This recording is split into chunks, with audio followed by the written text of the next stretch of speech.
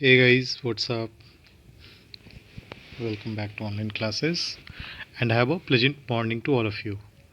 Now I Ajay Kumar, your English teacher, is going to continue the topic, the chapter which we were learning. We have learned in the previous video about clauses. We have seen in the second video of that chapter about uh, clauses belongings to adjective, class of adverb and noun, right? And we have learned three common things in the previous video as well. What were the three common things which were present in all clauses? Now here we are going to learn in this video kinds of clauses. We are going to learn kinds of adverb clauses. Now as you can see on your screen, the topic which we are going to cover today is kinds of adverb clauses. आज हम लोग इस topic को cover करने वाले हैं और देखते हैं कितने एडवर्ब क्लॉजेस होते हैं। तो पहला प्रकार हम लोग लेते हैं, first type, adverb clause of time. पहला जो काइंड है that is adverb clause of time. जैसा कि आपको इसके नाम से ही पता चल रहा है ये किस क्लॉज के बारे में बात कर रहा है, टाइम के बारे में बात कर रहा है। It is talking about time. And adverb किसको बोलते हैं? एडवर्ब उसको बोलते हैं जो वर्ब को मॉडिफाई करता है, उसको हम एडवर्ब बोलते हैं। Now let's read, it says it modifies the verb in the main clause and indicates when the action takes place, right? ये क्या करता है कि मेन क्लॉज के वर्ब को मॉडिफाई करता है, पहला चीज़। और उसके बाद इंडिकेट करता है, किस बात को इंडिकेट करता है कि कब एक्शन लिया गया या कब एक्शन हुआ है, right? Now it is introduced by subordinating conjunction such as. अब एक चीज़ और इसमें आपको जो करना है, पहला पॉइंट कि ये मेन वर्ब के मेन क्लॉज के वर्ब को मॉडिफाई करेगा। दूसरा चीज़ ये करेगा कि ये बतलाएगा आपको कि कब जो है एक्शन लिया गया है, एक्शन जो हो रहा है वो हो रहा है।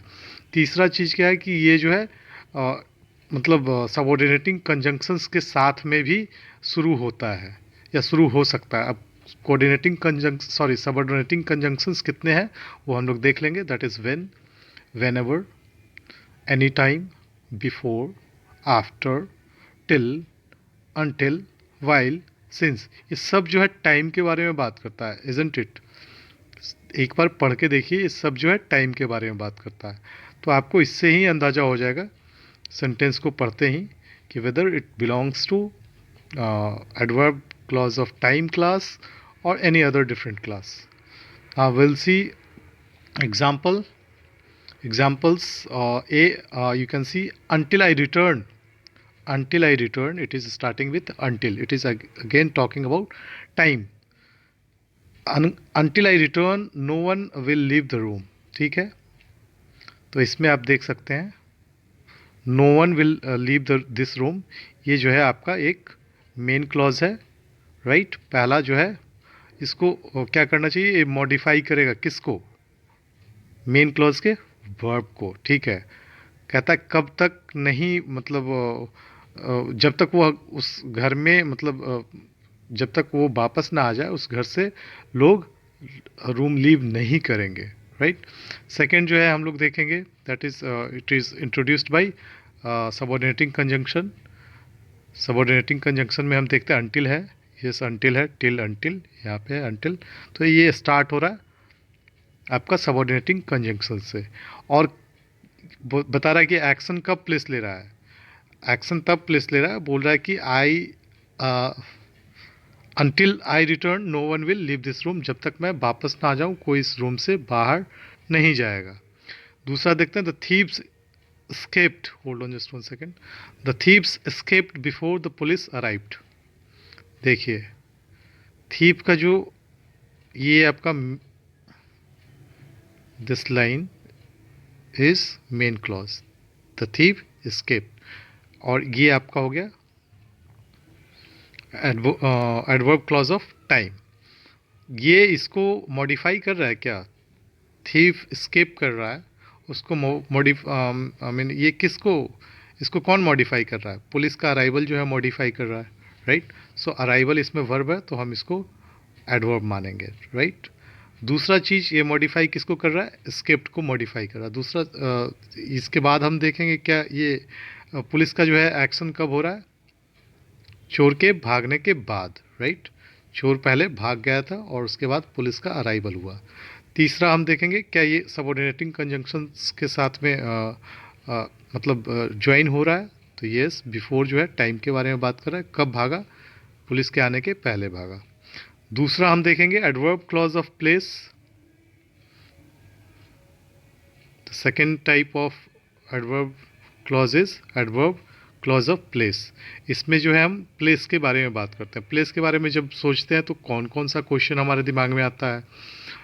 कब, कहाँ, कभी भी, ये सारे ऐसे सेंटेंस हैं। एनीवेयर, कहीं भी, ये सारे ऐसे वर्ड्स हैं जिसका कि मतलब आप relation you can find with the place. उसका रिलेशन जो है it is somehow somewhere it is connected with place, right.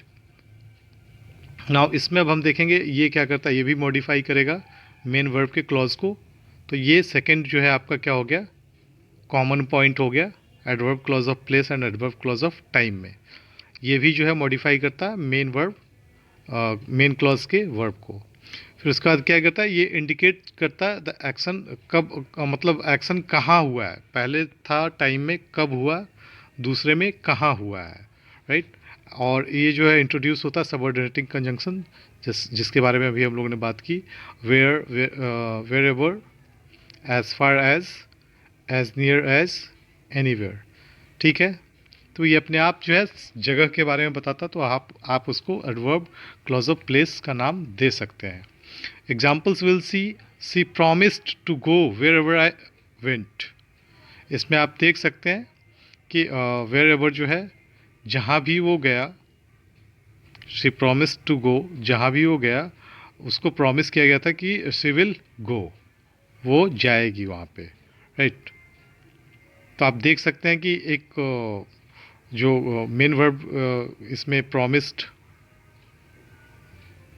To go है, गो जो है मेन वर्ब है, आई वेंट, राइट। और ये जुड़ रहा है किससे, सबऑर्डिनेटिंग कंजंक्शन ऑफ प्लेस से जुड़ रहा है। सबऑर्डिनेटिंग कंजंक्शन ऑफ प्लेस क्या है, वेयर एवर। नेक्स्ट हम एग्जाम्पल देखेंगे, he climbed up the tree where no one could reach him. वो कहाँ तक पेड़ चढ़ा, वो वहाँ तक पेड़ चढ़ा जहाँ तक कोई उस तक पहुँच नहीं पाए, राइट। इसमें मेन क्लॉज क्या है, ही क्लाइम्ड अप द ट्री, ये मेन क्लॉज हो गया। वेयर नो वन, तो वेयर जो है यहाँ पे प्लेस के बारे में बात कर रहा है, राइट। ये सबऑर्डिनेटिंग कंजंक्शन है।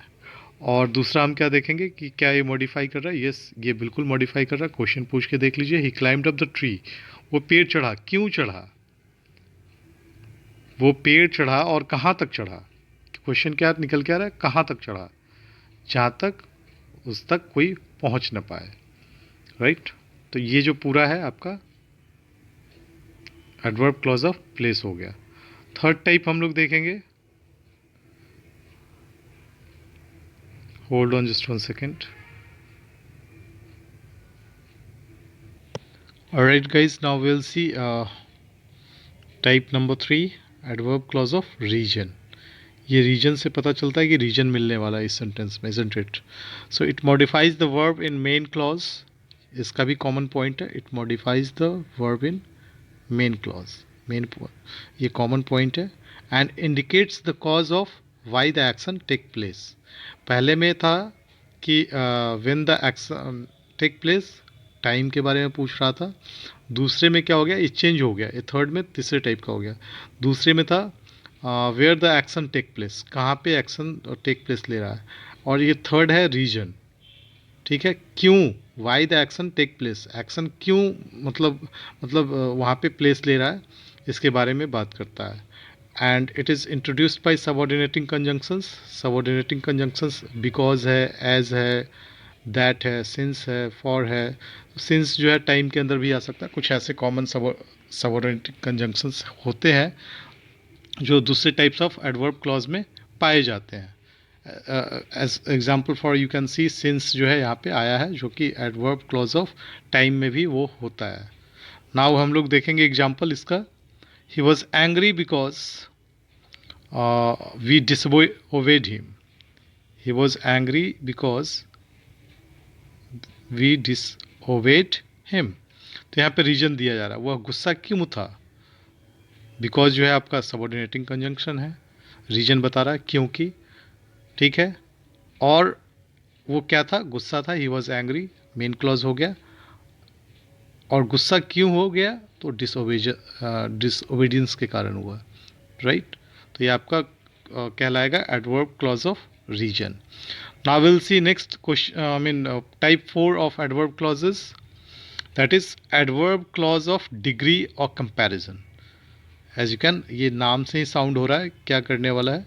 It is going to be discuss about degree या फिर कंपैरिजन करने वाला है, ठीक है। It indicates the degree, that is the relative extent of the condition described in the independent clause, ठीक है। इसमें जो है आपको एक रिलेटिव एक्सटेंट के बारे में, वो किस कंडीशन में है उसके बारे में डिस्क्राइब किया गया है, जो कि एक इंडिपेंडेंट क्लॉज है जिसको कि हम मेन क्लॉज भी बोलते हैं, राइट।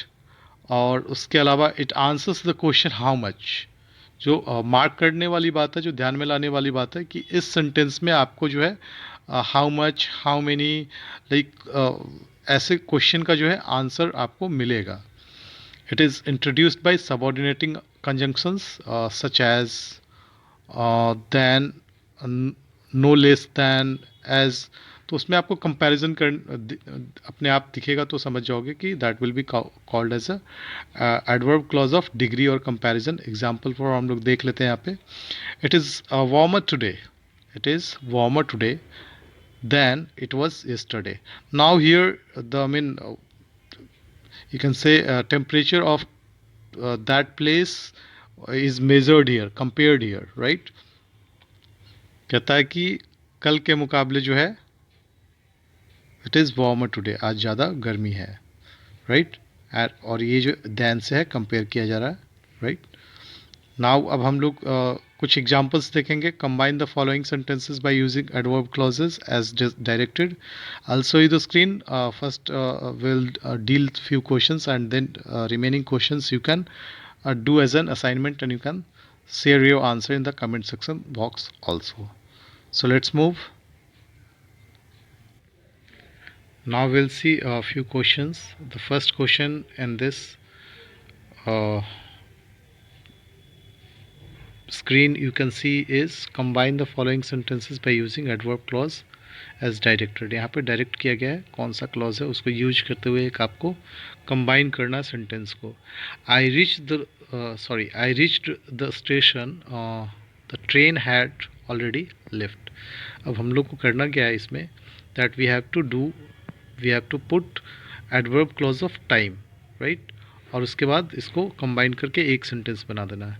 तो क्या बनेगा, try it, answer it. If you know the answer you can answer it in the comment section box. I reached the station, the train had already left. ठीक है, जब वो स्टेशन पहुंचता है तो वो क्या पाता है कि ट्रेन जो है ऑलरेडी जा चुकी थी। तो क्या बनेगा, I reach the station before the train had already left. तो यहाँ पे before adverb clause of time का यूज़ होगा पहले वाले में। दूसरा question also leave it on you guys, you solve it. हम लोग थर्ड क्वेश्चन देखेंगे। 3 questions we are going to deal. Third है she walks home, she wants to get some exercise. She walks home, she wants to get some exercise. इसमें देना क्या है, reason देना है, रीज़न। तो घर क्यों आई, सी वॉक्स होम, घर क्यों आई, क्योंकि उसको कुछ एक्सरसाइज लेना है, क्योंकि, बिकॉज, राइट। रीजन हम दे रहे हैं, she walks home because she want to get some exercise. तो ये आपका यहाँ पे इसका आंसर हो जाएगा because. Now will see example number 6। Ravi is kind, Gita is equally kind. यहाँ पे कंपैरिजन करना है, राइट।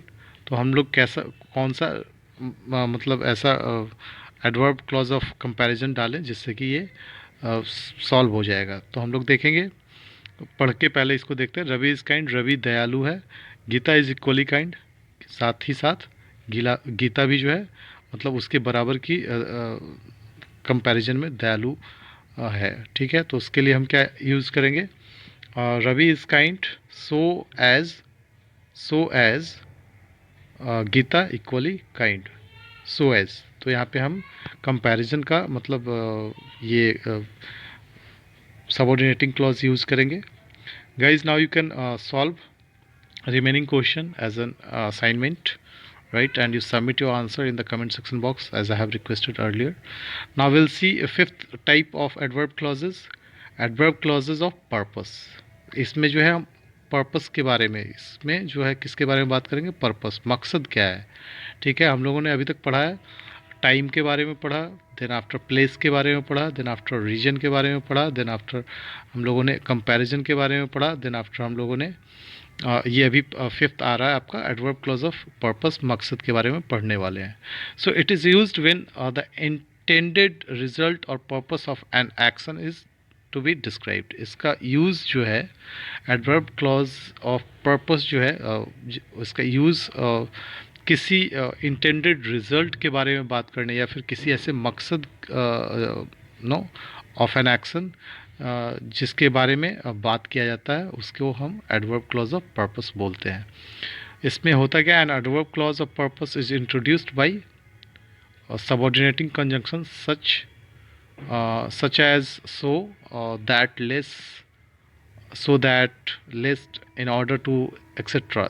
इसका एग्जाम्पल देखेंगे, the dog began to scratch at the door so that the master would let it in. तो यहाँ पे स्क्रैचिंग का जो डॉग का जो स्क्रैचिंग बिगिन होता है वो किस कारण से होता है, क्योंकि उसको मास्टर को बतलाना है। यहाँ पे एक पर्पस है, यहाँ पे एक मकसद है, और यहाँ पे सबऑर्डिनेटिंग कंजंक्शन सो दैट का यूज हुआ है। तो इसको हम कौन सा टाइप ऑफ एडवर्ब क्लॉज बोलेंगे, adverb clause of purpose. Now you can see example number B, she packed carefully lest she should forget something important, ठीक है। तो उसका मतलब पैकिंग का जो ये एक्शन है कंप्लीट हो रहा है, क्योंकि मतलब उसने केयरफुली और ध्यान से पैक किया है, तो इसकी कम संभावना है, मकसद बताया जा रहा है, इसकी कम संभावना है कि उसका कुछ महत्वपूर्ण बाहर छूट गया हो, राइट। तो we have learn till type number 5 of types of adverb clause. हम लोग इसमें भी एक दो क्वेश्चन देख सकते हैं। Combine the following sentences using an adverb clause of purpose and conjunction so that in order to or list. Now we'll see example number 1. We left home early. We could reach the station in time. तो इसमें क्या होगा, so that का use होगा, right? we left home early, हम लोगों ने early घर क्यों छोड़ा, ताकि हम स्टेशन टाइम पे पहुंच सके। दूसरा है wear a pullover you don't catch a cold, right. Wear a pullover you don't catch a cold. तो पुलोवर क्यों पहनने के लिए बोला जा रहा है, यहाँ पे भी आप order to, in order to wear a pullover in order to you don't catch a cold, no it's wrong, wear a pullover so that you don't catch a cold, यहाँ पे भी so that का use होगा। Guys, now you can solve the remaining question as an assignment work and you send me the answer. In the next part of the video we'll learn more, we'll see more about this adverb types of adverb clauses, and hopefully you have liked the video, so that you if you have liked the video you can share it with your friends. It will give them benefit as well, and we will meet now in the next part of the video. So stay tuned with the channel and do like and subscribe it. We'll meet in the next video. Till then, bye, take care and have a nice day. Thank you everyone.